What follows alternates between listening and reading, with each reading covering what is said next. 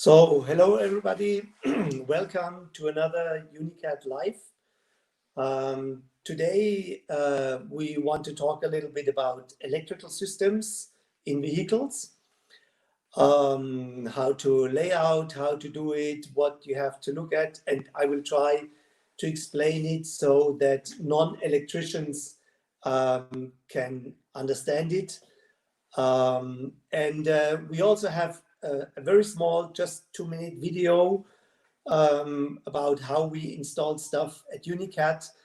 And I would like to show you this small video just as a starter. And then I will talk a little bit about electrical systems. Thank you.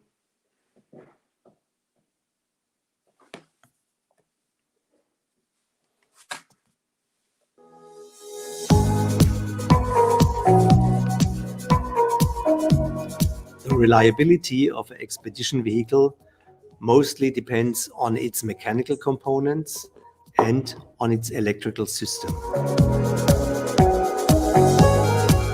Whether it's water pumps, lights, heating, cooling, appliances or controls, everything needs electrical power. At UNICAT, we start with the design of the electrical system first. It has to be properly laid out, the battery capacity has to be right, the charging options have to be right, so that the system can reliably work for you.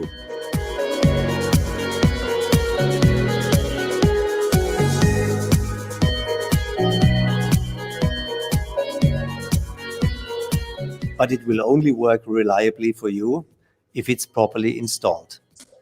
At UNICAT, we have 3 specialized electricians who do nothing else but installing electrical systems every day.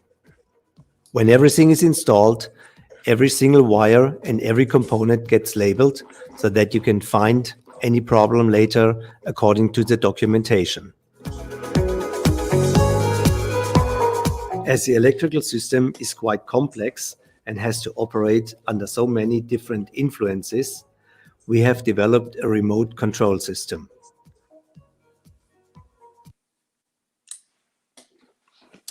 Okay, so that was a real short video. I was just looking up the specification of one vehicle, which further on I will also use as an example how to do it. But the first and most important thing is to find out how strong your electrical system has to be. And I mean, what is the job of the electrical system? It has to supply power to all the appliances, to the pumps, to the light, for the AC, for everything that works with electricity in the vehicle. And these days, pretty much everything works with electricity. And the tendency even goes further towards electricity rather than, for example, using LPG or hydraulics or whatever. So you have to have an idea what power users you will have on board. And just to name a few, of course, you have lights, you have water pumps, you have a fridge, you have a heating system, which needs some electrical power to run a blower or a pump at least, and the controls. You might have a AC system. You might have a winch for a motorbike lift, and fridges, yes, maybe a washing machine, maybe an oven. All that stuff needs power. Some need very little power and some need a lot of power.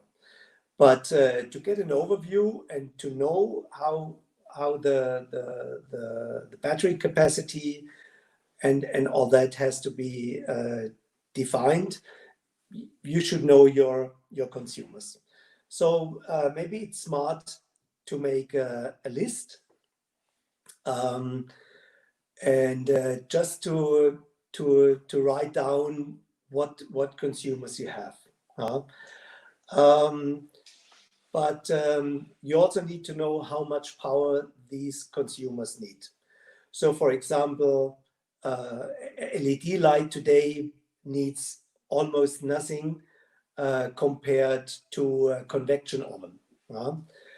And you also need to understand a few electrical technical terms. But if you know just these few, you can already make this calculation and get yourself a clear picture of what's going on, and if what is sold to you or recommended to you really makes sense. So there are a few terms.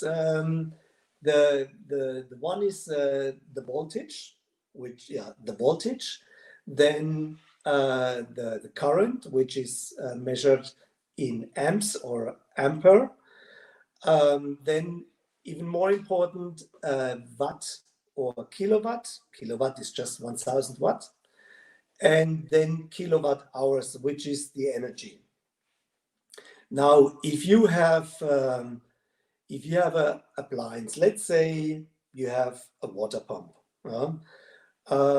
and the water pump is labeled and says it needs 100 watt. Then you can already write that down as the power requirement which is necessary to run the pump. Now, the pump is maybe running for 1 hour per day, which would be a lot, but just to make the calculation simple. So if you multiply the watts with time it's running, with the hours, then you get the energy which is used. So for example, if the pump has a power requirement of 100 watt and it runs for 1 hour, then it's 100 watt hour or 0.1 kilowatt hour. And for example, if you have a convection oven and the power requirement is 3 kilowatts and the oven runs for 2 hours because you're making a nice meal, then you multiply the 3 kilowatts by 2 hours and the necessary energy is 6 kilowatt hours. So 3 kilowatt times 2 hours is 6 kilowatt hours. Quite simple. So on some appliances, they don't give you the power requirement, but you have the voltage and you have the current, so the amps which are necessary. So, for example, if you have a light, let's use a classic light, like let's say a bulb, and it's a 12-volt bulb, and it draws 4 amps. Then the power requirement is 12 volt times 4 amps makes 48 watt. And if that bulb is working, let's say, for 100 hours, then you have 48 watts times 100, which is 4,800 watt hours, which is 4.8 kilowatt hours. I hope I didn't make a mistake here, but it's quite simple. I mean, you multiply volts and amps and you get the watts, and you multiply the watts with the time you use it, and you get the watt hours, or in the kilowatt hours. And this way, if you make a list and add all that for a time frame of, let's say, 24 hours, then you know how much energy you need per day. Okay. Now, then the next step is, and it's you really should not make a mistake or get a wrong advice. Then you define your battery capacity, and you define the sources which provide that power. Now, the batteries can store electric energy. Yeah? And if you have, again, let's say a battery of 12 volts and 200 amp hours, that's what's written on the battery, yeah, then you have 2,400 watt hours, because you times the volt by the amps by the amp hours. So so 12 volt, 200 amp hours is no, stupid. 12 volt, 200 amp hours is 2,400 watt hours, or 2.4 kilowatt hours. So a battery of that size provides 2.4 kilowatt hours. Now, when you make the list and you find out that you maybe need, like, let me see, if you need like 3 kilowatt hours per day with all the appliances and all the stuff you're using, then you should have a battery capacity above 3 kilowatt hours per day. So let's say, if you say, I want to be independent from shore power, from solar, from everything, and I want to be independent for 3 days, and your consumption is 3 kilowatt hours, then you need a battery capacity of 9 kilowatt hours. Okay, so that's pretty straightforward and very simple. Now, the problem is that if you say, okay, now let me take a calculator. Oops.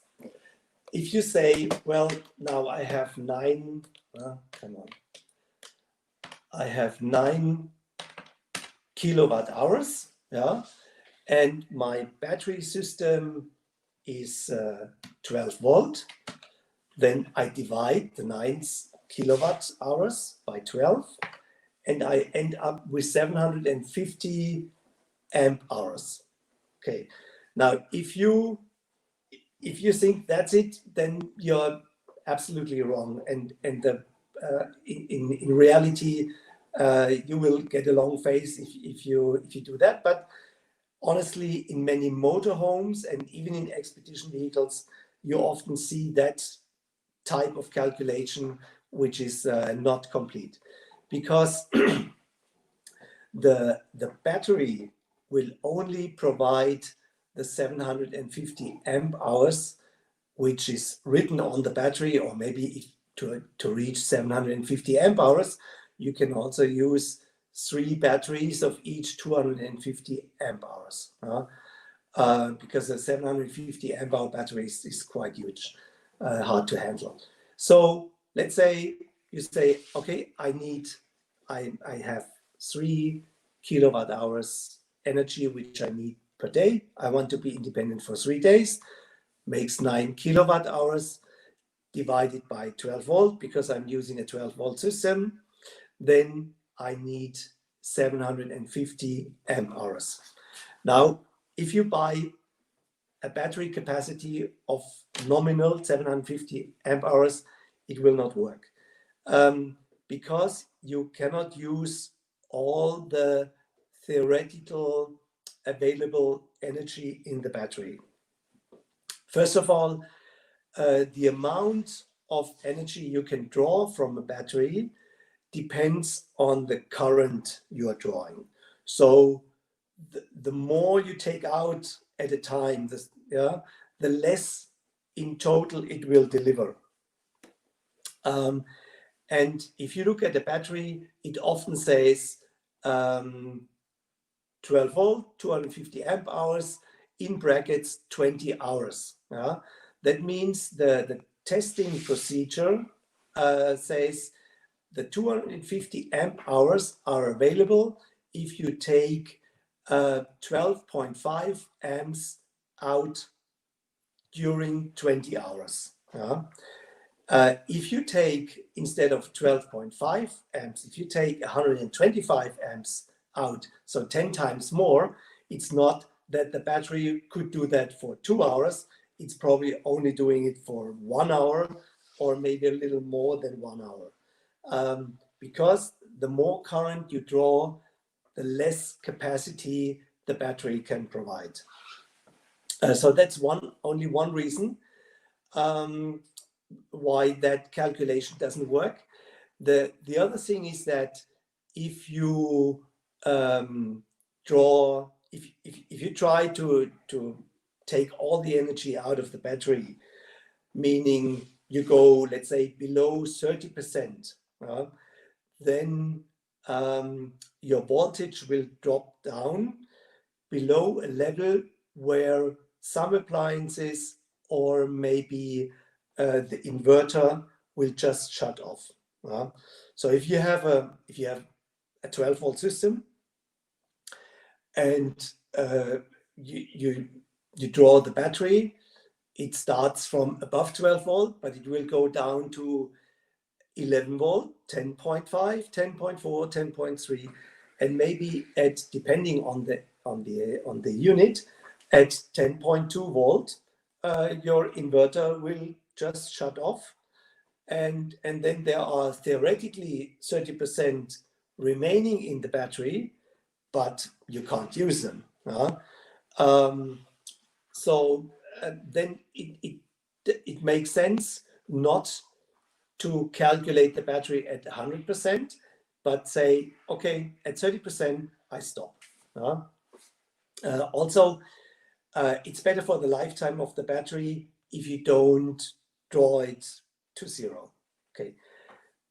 Now you would say, okay, I calculate with 70%. Yeah, but you should only calculate with 50%, because when you charge a battery, you can charge it quite strong when the battery is empty or in the midsection, but when the battery is charged to 80% or even more, then the current that goes into the battery is getting less and less and less, because you let's say a normal battery, you cannot charge with your full current from the chargers to 100% and then say, okay, now it's full, stop. It's like when you fill a glass of water, you pour the water in quite quickly, but when it comes to the top, you become careful, and you do it slowly. And it happens similar to with batteries and intelligent battery chargers. They check the voltage, they check the temperature, and they say, well, if the battery is quite full, I reduce the charge current, not to overload or ruin or overheat the battery. Now, that means that in most times when you charge your batteries, you don't really arrive to 100%, because the time to charge it from 80% to 100% is quite long, especially when you are driving and you say, okay, I have let's say 750 amp hours, and now to charge, let's say, and you are down to 30%. Okay, 750 times 0.7, so you have to recharge 525 amp hours. And now if your if, just to make it simple, if your alternator, which is charging while driving, provides 52 amps per hour, amps, yeah, then you would need 10 hours to recharge your battery pack and to get 520 or 525 amp hours into the batteries. But that's not true. So the first like 350 amp hours probably go at the normal speed. So let's say in 7 hours. Yeah. But then for the remaining 150, 170 amp hours, you will need another 10 hours. So that's why when we make a battery capacity calculation with normal batteries, we say forget the lower 30% and forget the upper 20%. Also, during lifetime, batteries lose some of their capacity. So after 2 years, you won't have the theoretical amount available anymore anyway. And also, it depends on the battery temperature. So if a battery is cold, it can provide only less amp hours, less capacity than when the battery is hot. But you also don't want to overheat your battery. So there are a lot of factors, but we try to keep it simple. And that's why we say you should not calculate with more than 50% of your nominal battery capacity if you use normal battery types. So let's come back to the 9 kilowatt hours you need to survive 3 days without charging. And then you would need 18 kilowatt hours nominal battery capacity to have really 9 kilowatt hours available so during these 3 days. Okay, now we start this. I have to read a few things here. Okay, now the amount of batteries is important, but it's also limited. I mean, batteries are heavy, batteries are big, so you can't just put more and more and more batteries in. Now, so when you define your battery capacity, you also have to look for what weight can I put in, how much space do I have. But you can also look at the battery type you want to use. So for now, I was talking about normal batteries like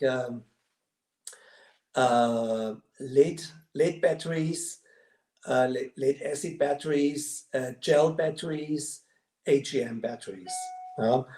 So these batteries have been and are still I think the most used battery types. And out of these three, we prefer the AGM batteries because they don't create gas. Yeah, you can install them in any position, and they are maintenance free, so you don't have to refill distilled water or do anything else on them. AGM means acid glass mat, so it's pretty much a lead acid battery, but the acid is sucked into a glass mat. So and that's why the battery cannot spill and it's not producing gas. And the current you can draw from an AGM battery is much higher than you can draw from a gel battery, where you have a gel, but simply speaking, the gel is slower, and the chemical reactions cannot happen as fast as in an AGM battery, and that's why you can't draw as much current from an AGM battery,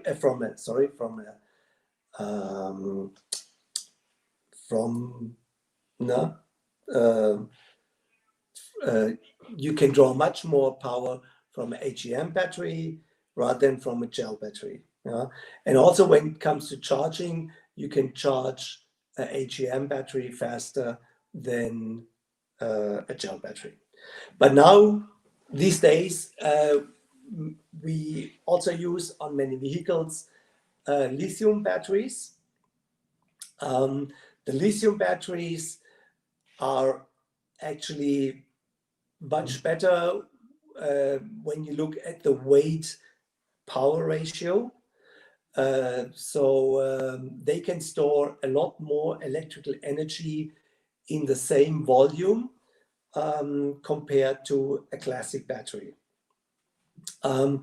Second advantage is that the lithium batteries can really be discharged with high current, but they can also be charged with high current to almost full. And that's why when we work with a lithium battery system, we say you can use 80% out of the 100%. Okay, so why only 80% if you can charge them very quickly? Simply because we want to stay away from the limits again. The point is that if a lithium battery cell is discharged too low or it's charged too high, it's dead.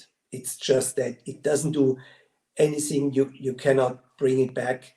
It's just that. And if one of your cells in your batteries is dead, then the whole line of batteries which is connected to that cell don't do anything for you anymore. Now, lithium cells are either sold separately as single cells or also in battery packs of 13.6 volt. 13.8, sorry, 13.8. Each cell is 3.2 volt, and if you add 4 cells, then you get to 13.8 volt.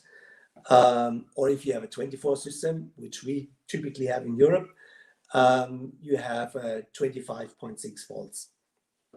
Now, if one of these 4 cells in a 12 volt lithium battery dies, the whole battery is dead.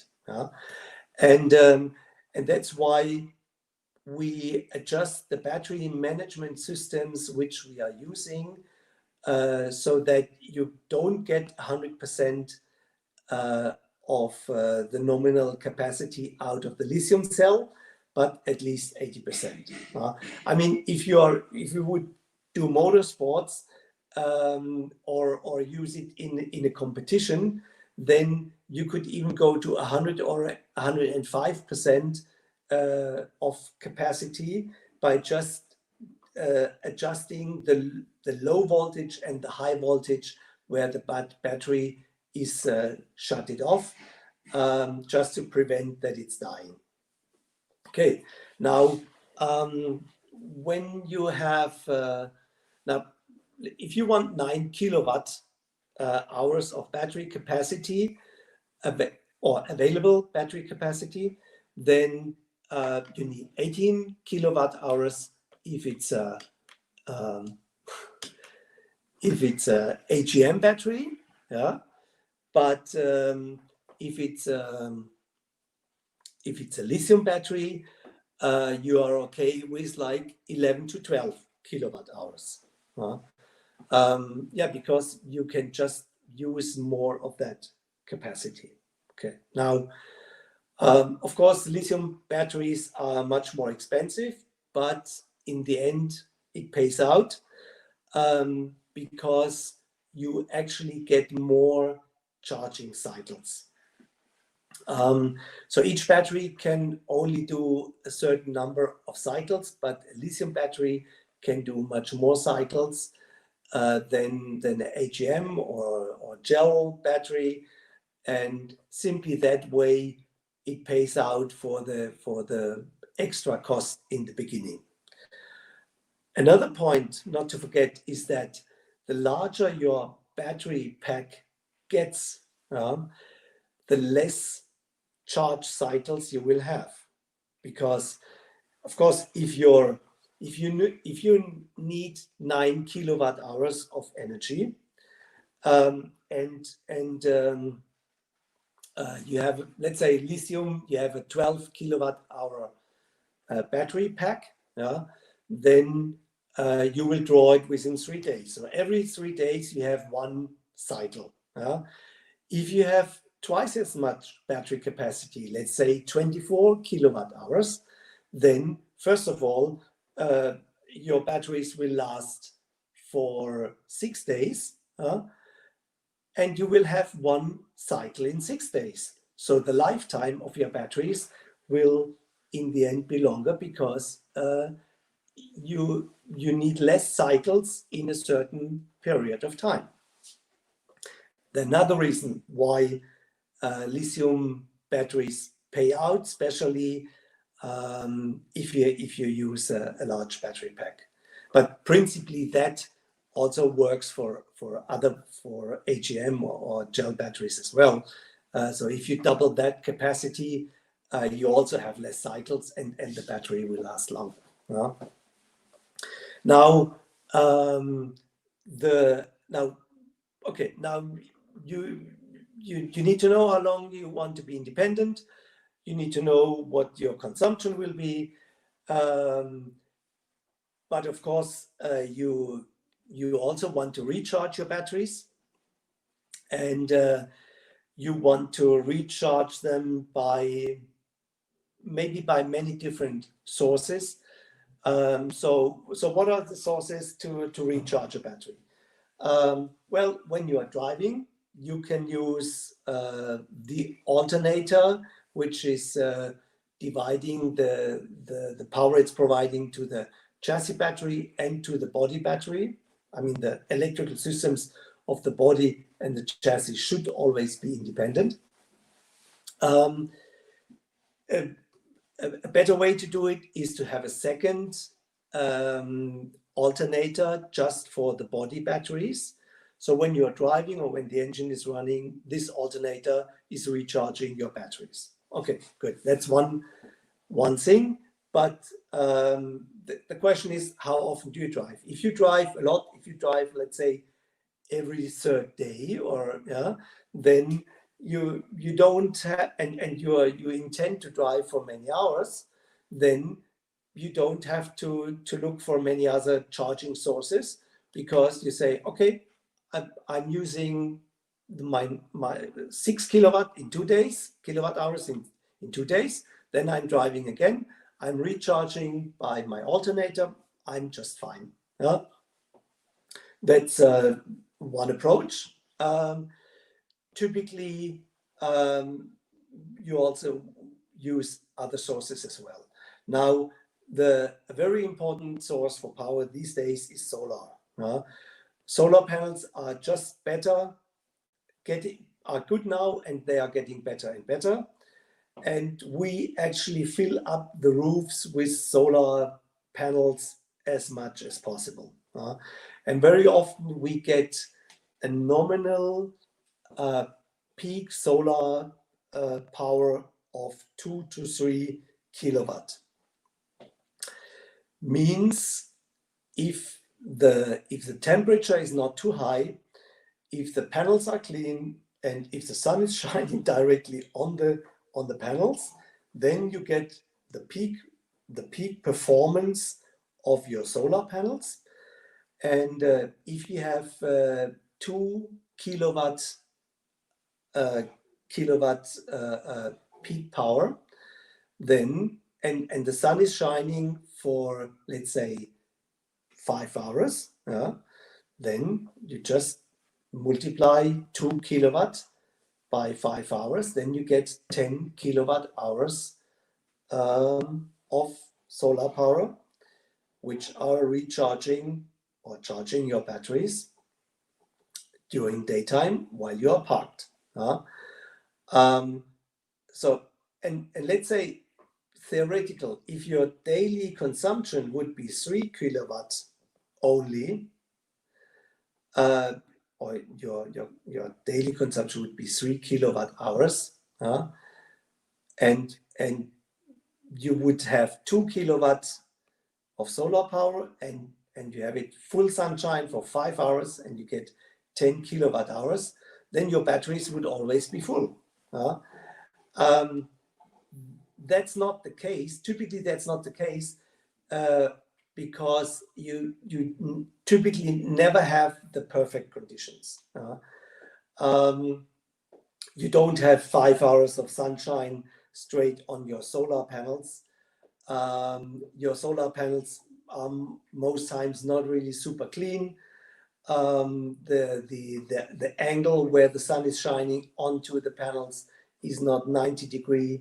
So what you get out of your solar system is typically far away from the peak power.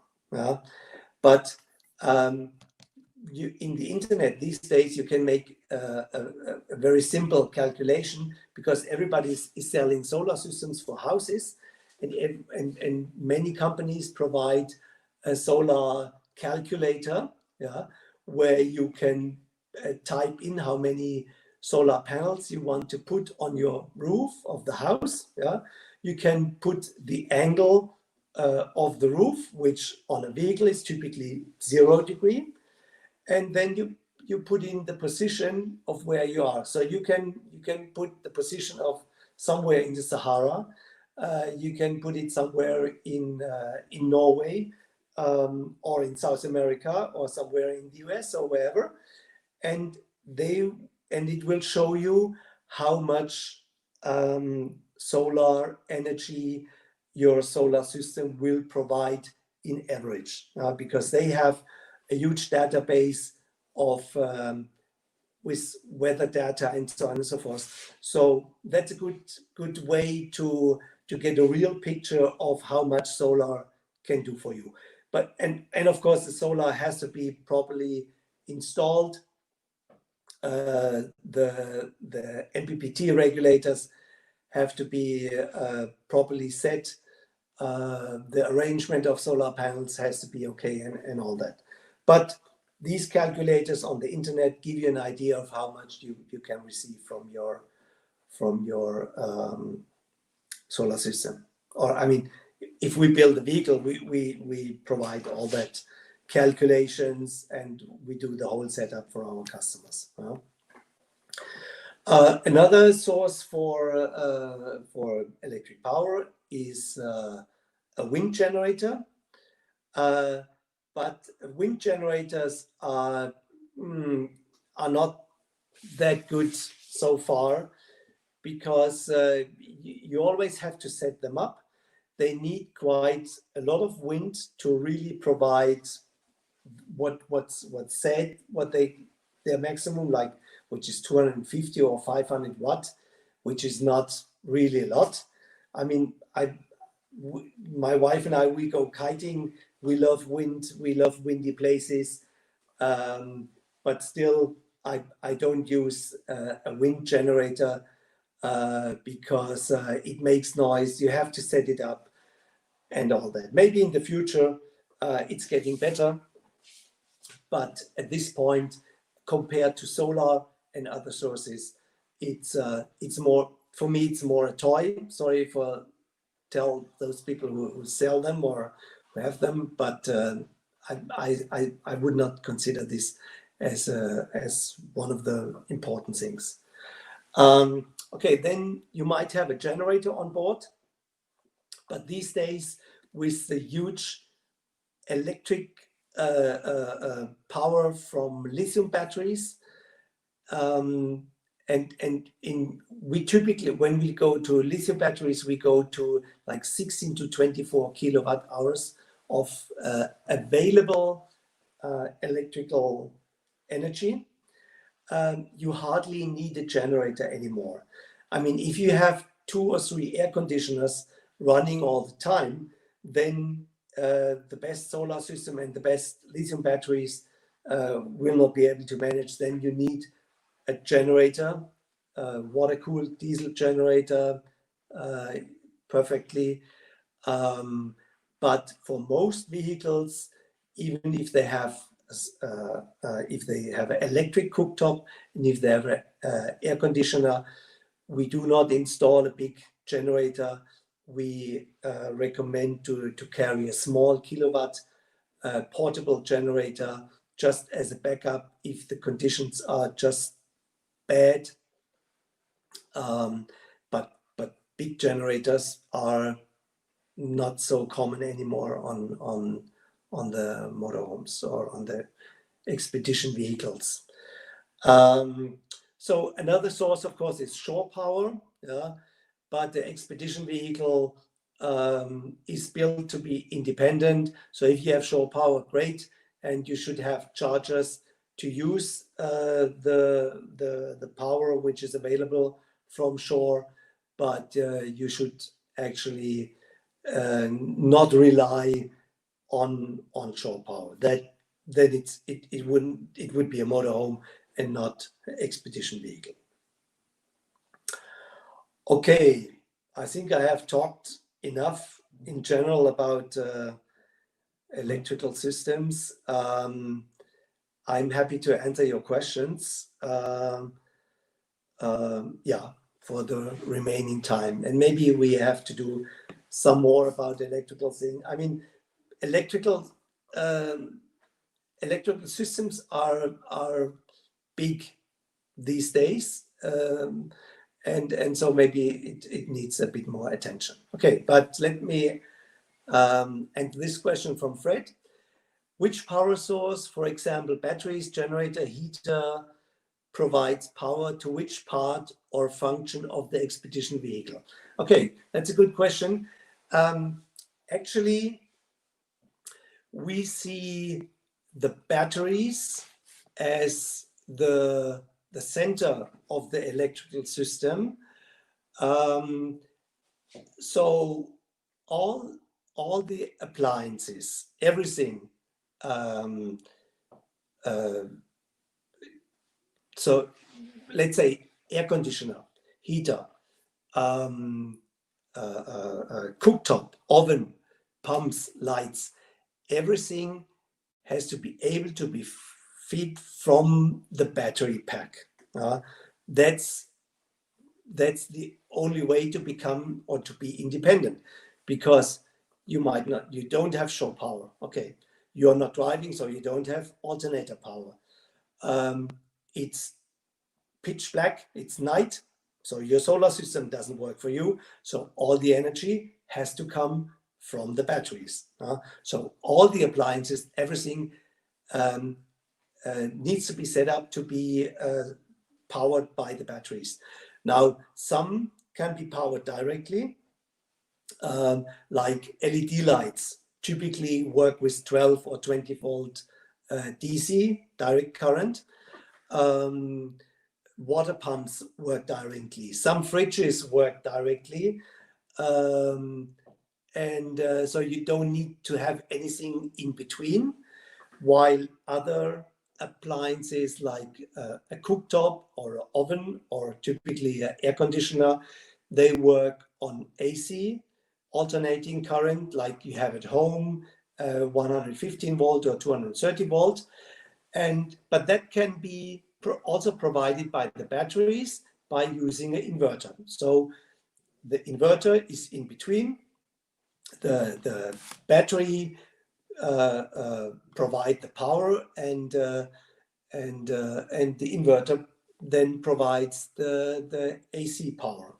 And that way yeah, everything can be powered from the batteries. And on the other hand, all the charge is going into the battery. So the solar panels are charging the batteries. The alternator is charging the batteries.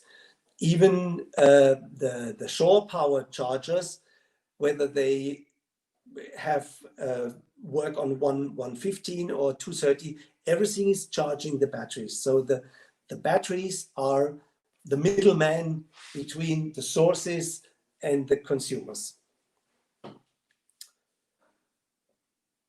Okay, so next question is from Dieter. Hello. Does a combination of fuel cell and solar panels as electric power source make sense in an expedition vehicle? Well, it's not enough. The fuel cell doesn't really provide a lot of power, so it can be one among others. Yeah? But it's just not strong enough. Except you use a lot, but that again doesn't make sense. Also, when you provide power, you need to see what space, what weight, what resources do I need to have that. Yeah. So, for example, an alternator at the engine, that's a quite compact unit which provides a lot of power. The solar panels, the roof is available anyway. So of course you do these things. While when it comes to a generator, you already start thinking, okay, it's big, it takes a lot of space. How often do I use it? It will make noise when I run it. I mean, we can make them very silent, but still there is some noise. There is some exhaust gas. So when you're next to other people or in a nature place, you actually don't want to run a generator. So that's why I wouldn't put a fuel cell these days, but of course I would use solar panels because they provide a lot of power under specific circumstances like sunlight or light at all. But still, I would not only use solar panels. You should also have at least an alternator and solar panels and a shore power charger, which is typically combined with the inverter. So you need an inverter anyway, so you also have a charger. And the combination of both is also a power source which you can use when you have shore power or when you use your little mobile generator. Okay, Tony's asking, what is the best choice for batteries? Well, as I said, there are AGM batteries, which are type of classic batteries, and there are lithium batteries. Now, lithium batteries have more electronics in the background. So each lithium cell needs its own battery management system to make sure it's not overcharged and it's not too much discharge, otherwise it's dead. So therefore, you have to watch out for your batteries a bit more if you use lithium batteries, while AGM batteries are pretty straightforward. They are not so sensitive. If you overcharge them or discharge them, they suffer, yes, but they are not dead. So we have some customers who think very conservative and they go for AGM batteries, and I'm fine to give them AGM batteries. We have some countries where we think that the service which is available there is not well trained enough to handle lithium batteries. But yeah, if you're okay with a complicated system, then lithium batteries have advantages.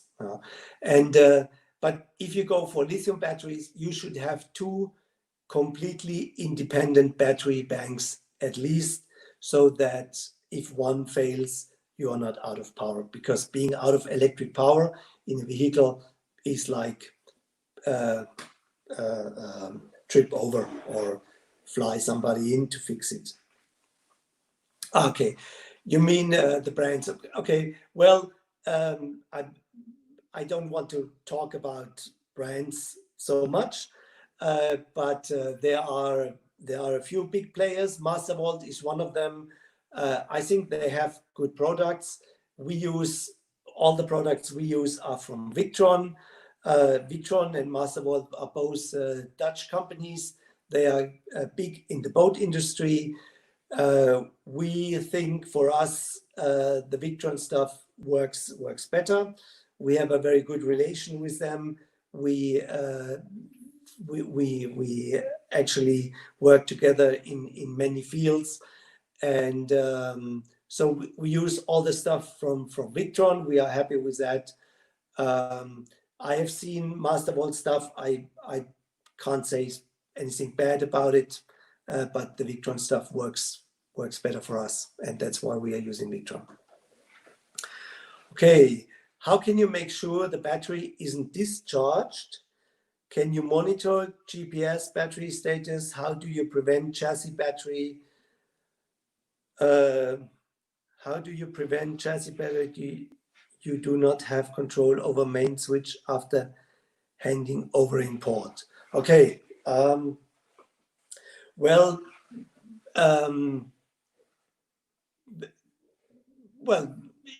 how can you make sure the battery isn't discharged? Well, you have to look after your batteries, but we also provide remote control systems where at UNICAT we can monitor the battery status, the battery voltage, the battery temperature, and even more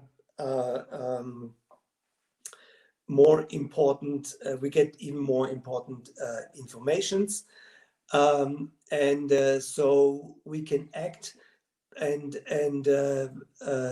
but mainly we can say, okay, dear customer, now you should recharge your batteries, or you should drive, or you should bring your battery, you should get your vehicle out in the sun, or the battery management system will shut down your battery in a couple of hours or so.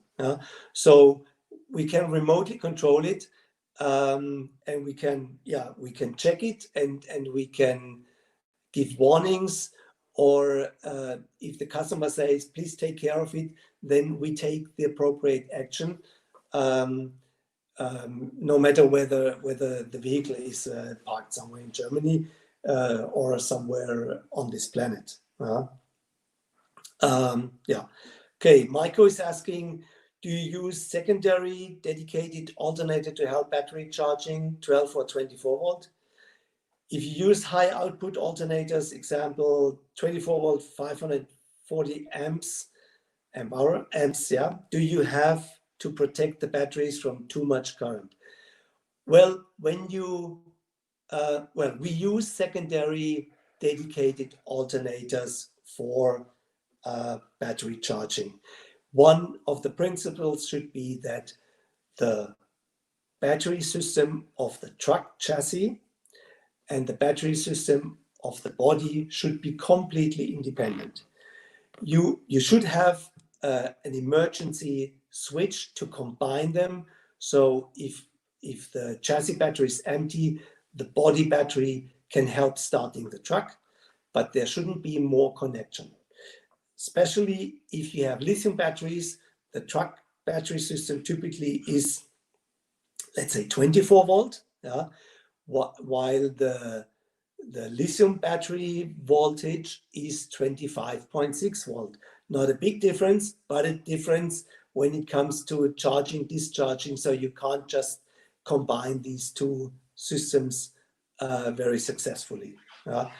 12 or 24 volt system, well, 24 volt has a lot of advantages because if you have double voltage, your current, your amps, are just half for the same amount of power.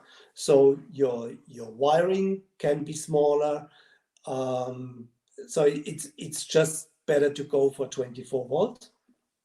While even more important is that the chassis voltage and the body voltage are the same or similar, so that they can help each other in emergency. So in the US, where the trucks are typically 12 volt, we would install a 12 volt system for the body as well. So it can be connected, while in normal operation it should not be connected at all. And in Europe, where and the rest of the world actually, no, not all the rest, but a good part, where the trucks have 24 volt, of course, we use a 24 volt system for the body electrical system as well. Now, can you overcharge your batteries? Well, when you lay out your electrical system, you look at the battery capacity you have, and you look at the maximum charge rate your batteries allow. And then you spec the alternator so that it simply can't overcharge your batteries. That's the way I would do it. Okay. What about wind turbines? Well,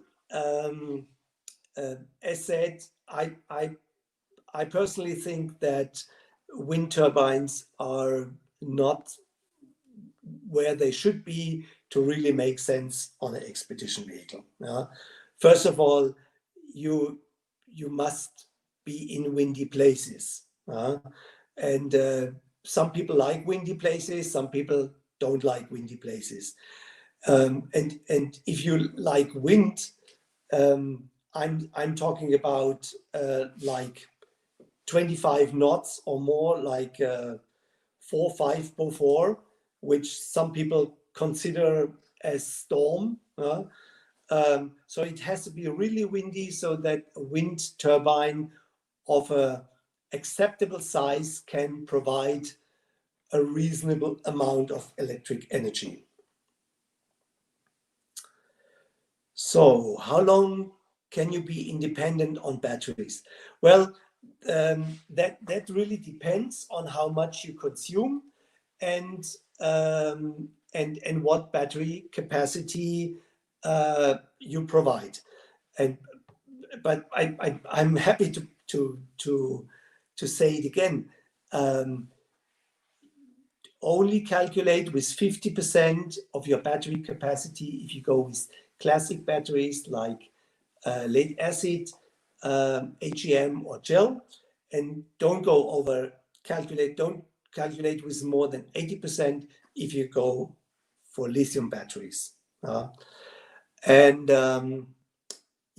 well, the calculation, how much you use per day, really depends on do you cook with the induction cooker? Do you have a convection oven? Do you run an air conditioner? And how long do you use them?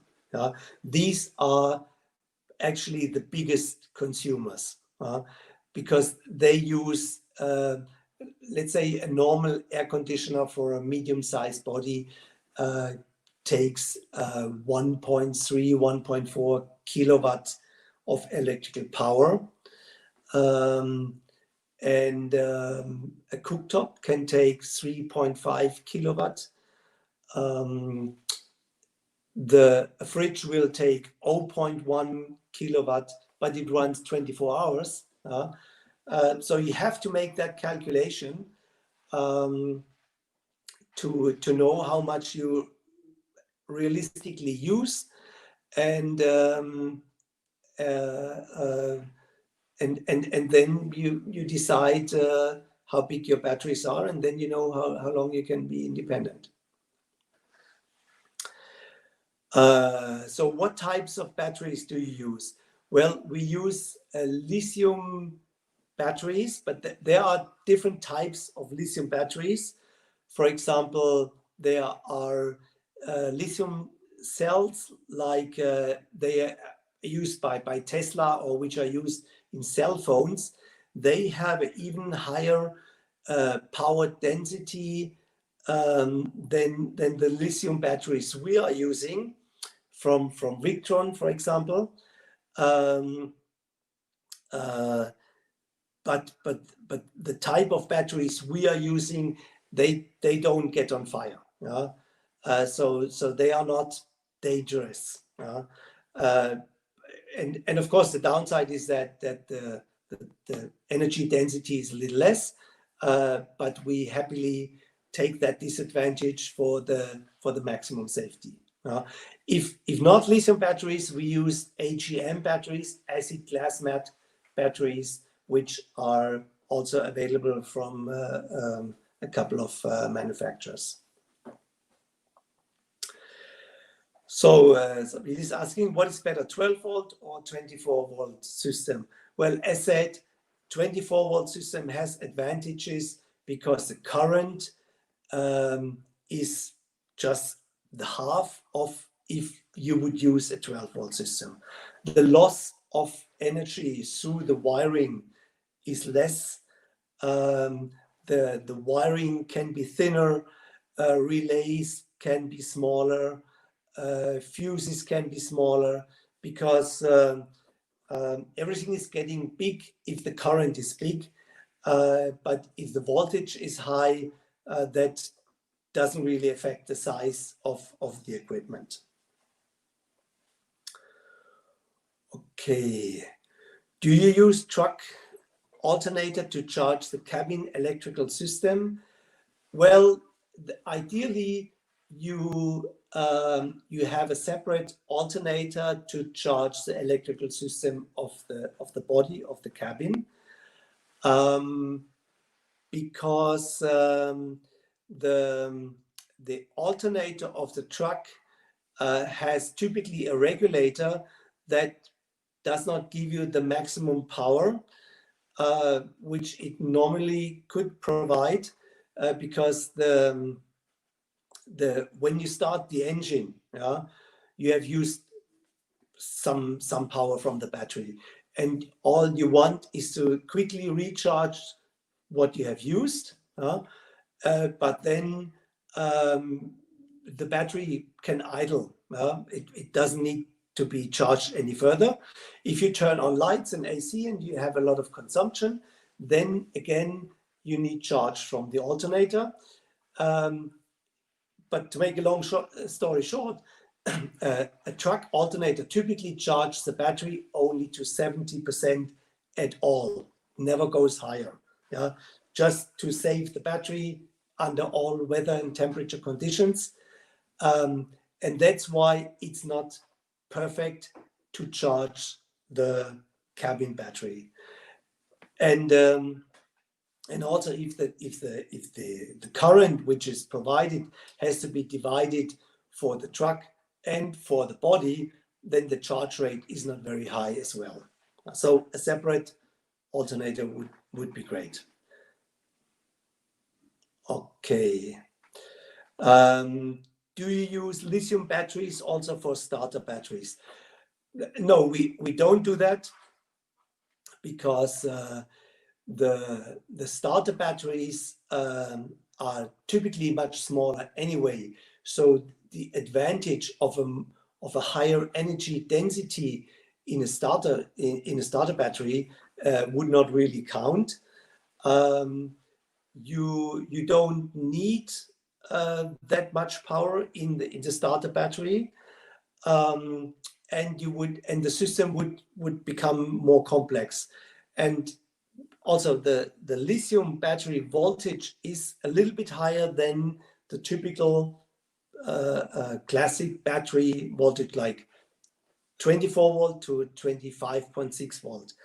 But the electrical systems and the onboard computers these days are quite sensitive, and I would see a lot of problems coming up if all by a sudden the voltage is 1.6 volts higher.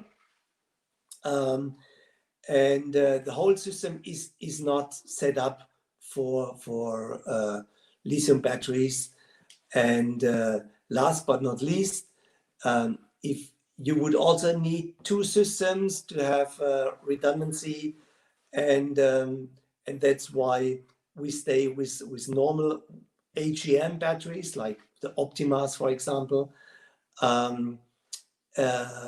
which you will also find worldwide in case you have a problem with these batteries. Because if your starter battery is dead, you're in trouble, and it might be in bad condition, but it still works. You can replace it, and you can find such batteries everywhere in the world. And I don't see advantage in lithium batteries for starter batteries, and that's why we don't do it. Okay, so we are already a little bit over time. So let's say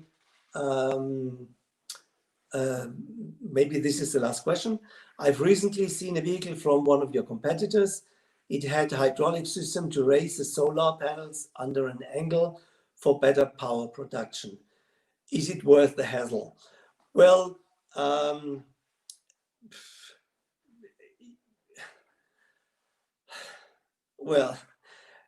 if you are parked somewhere for a long time, it might make sense. But if you are changing your position very often, I would not put that extra equipment on the roof to improve the output of the solar system. I mean, it's principally it's a good idea, but we have done manual systems for some customers who say, well, I'm gonna be parked at a lake for 3 weeks. I don't want to run the engine. I really want to live from my solar system alone. And then it makes sense to maximize the output of the solar system. On the other hand, if you compare the output of a solar system with when it's flat on the roof and when it's lifted, it maybe gives you like 20% more, but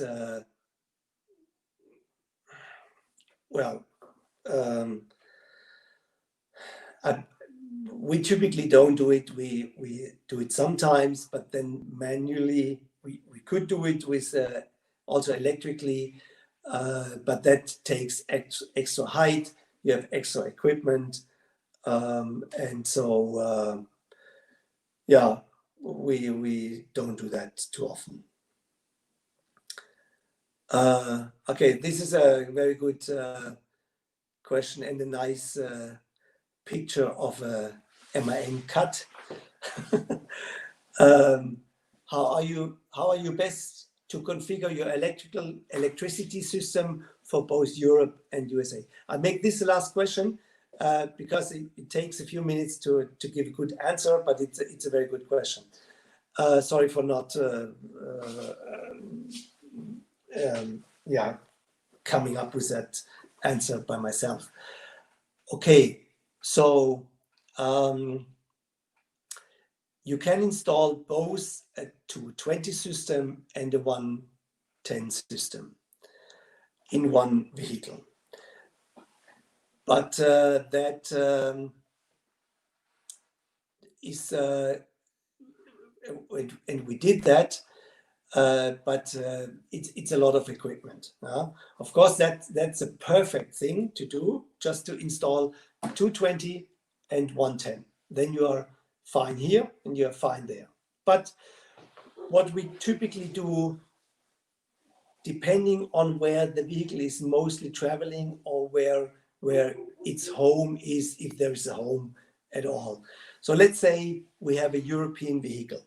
We work on 220. Let's say 220 because sometimes it's 230, 240, but let's say 220, 50 cycles. Then we put in the vehicle, everything inside works in 220. So the cooktop, the appliance, the oven, the AC system, maybe the fridge freezer, it's all 220 AC. And your battery chargers, which you bring from home, your kitchen equipment, your hair dryer, everything that you buy at home or where you want to use what you are used to will be 220 as well. So then inside the vehicle, it's like at home in Europe. Okay, now as long as you are driving and as long as you are not using shore power, it's just fine. No matter whether you are in South America, where you might have 240 volt but 60 cycles, or in the US where you might have 115 and 60 cycles, or wherever you are, doesn't matter, because nothing is coming in from outside and the system in itself works. Now, if you have a generator, then your generator will also produce produce 220.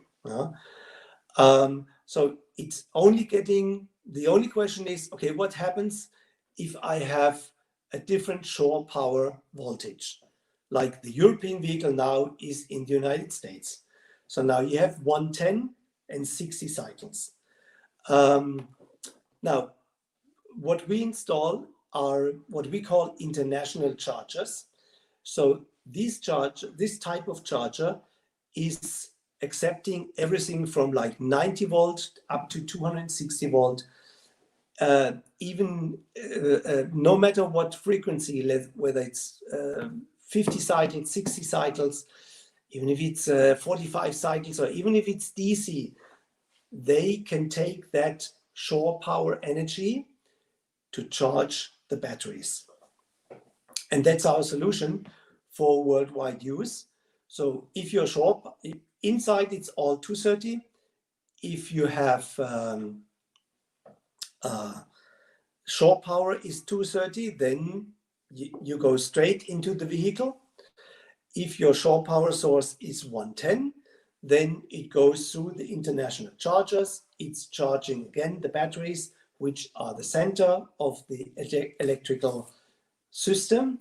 And then the inverters in the vehicle make 220 AC for the appliances which are inside. The only thing you can't do is you can't buy an appliance in the United States which only works on 110 and plug it into the vehicle. So you have to use your European stuff. And if we build a vehicle for the United States, we just do it the other way around. So everything inside is 110. Inverters are 110. Generator would be 110. Battery system would be, depending on the truck chassis, 12 volt or 24 volt. And if you come to Europe with this vehicle, or to South America or wherever they have 220 volt, then you use the international chargers to provide power for your vehicle to charge your batteries through 220 volt. So the combination is, I would say, mostly just overdone. I would only do it if you would say, okay, half the time it's used in 230 and half the 220, and half the time it's used in 110.